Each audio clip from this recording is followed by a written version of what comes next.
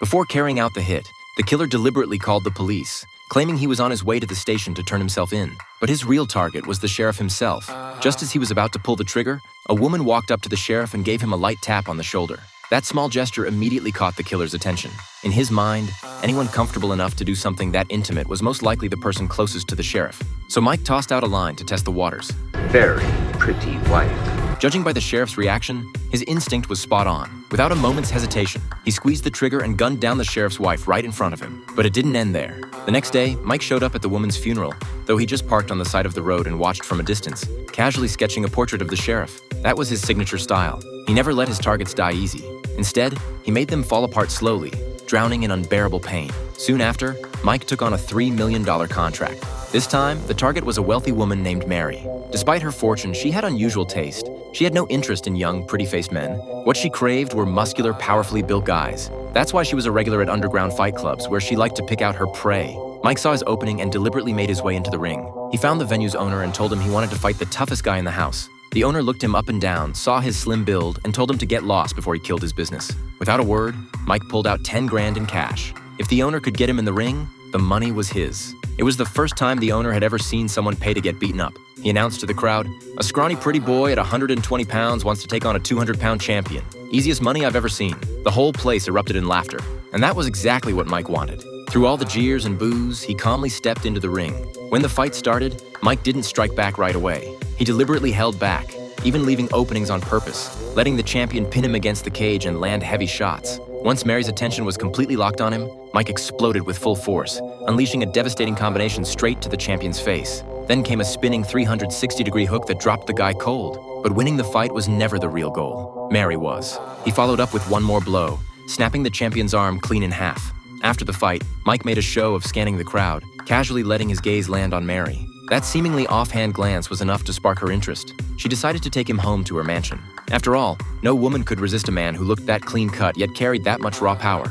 Once she was satisfied he wasn't a threat, Mary wasted no time leading him upstairs, ready for something more intimate, and Mike seized his chance. He used silk ribbons to tie her hands to the bed, then pulled out several syringes filled with a chemical compound.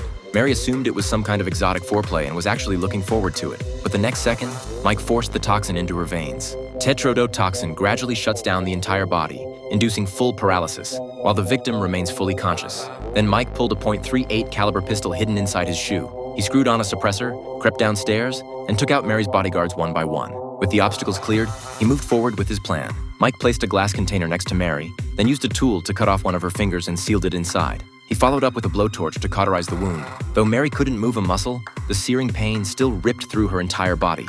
Mike told her she had 9 more chances to give him the right answer. Every wrong one would cost her another finger.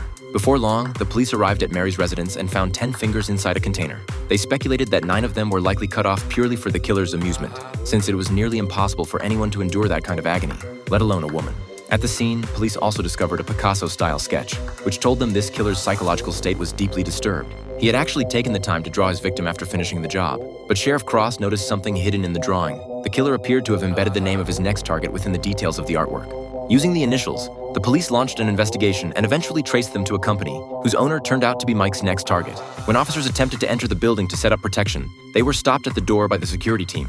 After hearing them out, the head of security made it clear. His men were all former special forces, and the boss's safety was none of the police's concern. Just as the guards were boasting about how bulletproof their operation was, an alarm went off from somewhere behind them. Water pressure was dropping fast. At that very moment, Mike was slipping into the building through the plumbing system. He's already in the building, move! The guards immediately changed their approach. They rushed the police inside, armed them, and headed straight to their boss Eric's office to warn him that things were about to get dangerous. Eric's business wasn't exactly above board, so he had zero interest in police involvement. He flat out told them to leave. What he didn't know was that the killer had already used a blowtorch to breach the water pipes. The hunt was about to begin. Mike strapped several explosives to his body, pulled a custom compact pistol from his bag, and made his way inside through a bathroom access point. After some convincing from his guards, Eric finally agreed to cooperate with the police. Sheriff Cross then led a team toward the outer perimeter to intercept Mike, leaving just 2 officers behind in the office for close protection. Before long, one of the guards spotted unusual marks on the floor, clearly left by an intruder. But before he could react, Mike took him out. In the next instant, Mike spun and dropped a second guard. The gunfire immediately put the police on alert.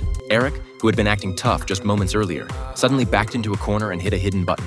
As it turned out, Eric had already set up a defensive measure ahead of time, a 2-inch thick steel security door installed at the office entrance. Meanwhile, on the other side, Sheriff Cross found a body on the ground and realized the killer had likely already reached the office area. He took a shortcut and rushed to the scene. Sure enough, Mike was already at the office door, trying to force his way in, only to find the entrance completely sealed with steel plating. Just then, Cross appeared silently from behind and got the drop on him. This was the toughest opponent he had ever faced. The guy was built solid, clearly trained for years. No matter how loudly Cross barked orders, Mike just slowly raised his hands without ever truly surrendering his weapon.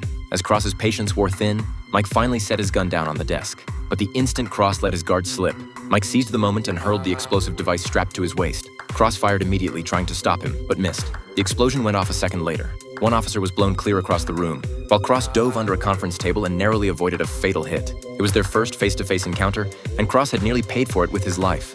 Although Eric survived this round, no one could predict when Mike would strike again. Just as the investigation hit a wall, the forensics lab came through with a major break. They had detected tetrodotoxin in Mary's body. This toxin was virtually impossible to obtain through legal channels, which strongly suggested an underground source. Sheriff Cross already had a theory. He went to the leader of the Crip gang, whose organization was rumored to harbor a mysterious chemist, and the tetrodotoxin was very likely his handiwork.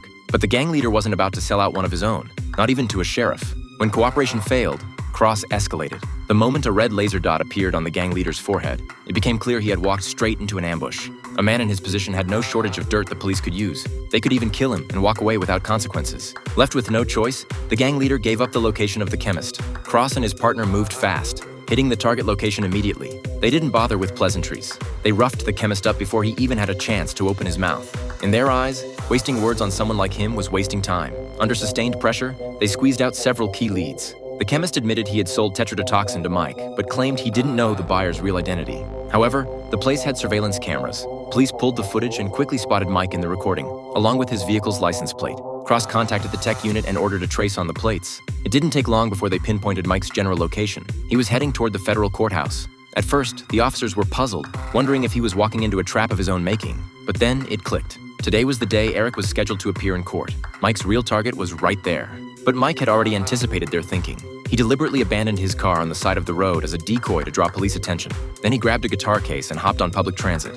At the station platform, a few punks assumed he was some kind of street musician and started cracking jokes at his expense. Mike didn't get upset. He just smiled. But they didn't let up, continuing to taunt him even after they boarded the train. Hey! I'm talking to you! Mike still didn't react. He just quietly pulled out his pistol. No, please, God, no! Where's the plan? Please, no! What Mike hadn't noticed, though, was that Sheriff Cross had already abandoned the vehicle pursuit and repositioned to the courthouse entrance, deploying a massive police presence and setting up an ambush, waiting patiently for him to show. The operation involved over 100 tactical officers on the ground, plus helicopters patrolling overhead. The police were clearly going all in to stop Mike at the courthouse. But what they didn't know was that Mike had already changed his playbook. Inside the train car, he had rigged a makeshift support structure and used it to tamper with the train system, keeping the doors open at a precise moment. Right on schedule, Eric's motorcade pulled up to the courthouse entrance. At that same moment, Mike unzipped his guitar case. Inside was a rocket launcher. He quickly loaded it and mounted the weapon on the crossbar he had set up in advance. Since the train line ran directly past the front of the courthouse, the moment Eric stepped out of his vehicle, he'd be a sitting duck.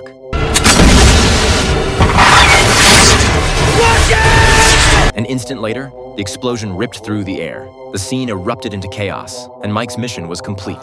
Whistling to himself, he began his exit. On his way out, he dealt with the punk who had been running his mouth earlier. When the train reached its stop, Mike stepped off with a calm expression and vanished into the crowd.